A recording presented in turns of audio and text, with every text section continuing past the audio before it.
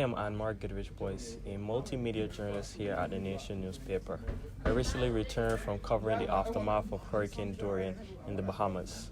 It was so devastating, heartbreaking. I saw so many things that I would have never imagined could have happened to one country.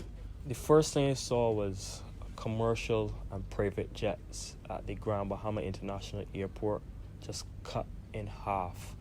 The airport's terminal was ripped to shreds.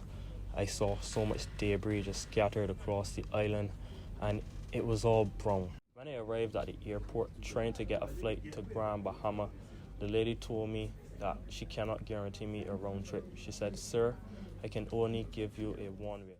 I was a bit scared, but I knew that the job had to be done. So I went in faith. I met this lady on board the flight, and she told me that her son works closely with the media, so when I got on the ground in Grand Bahama, he would pick me up. That wasn't the case. I actually had to stay at this lady's home because I could not get a flight back. I pleaded with the lady. I said, "Ma'am, I have to get a flight back. I'm a reporter from Barbados, and I'm only supposed to be here for a couple of hours." And she told me, "Sir, there are only 2 flights per day," and the last flight had already gone. I was completely lost as to where my next step would be, but the lady assured me. She said, "Sir, I cannot leave you out on the streets. You can stay by me for the night." With that, we went around the island and I continued doing my reporting, but reality really sunk in when the sun set and it was nighttime. There was no electricity in Grand Bahama when I was there. Many of the people I interviewed were extremely emotional because they lost their homes and some of their family members were still missing. I interviewed this guy and his wife.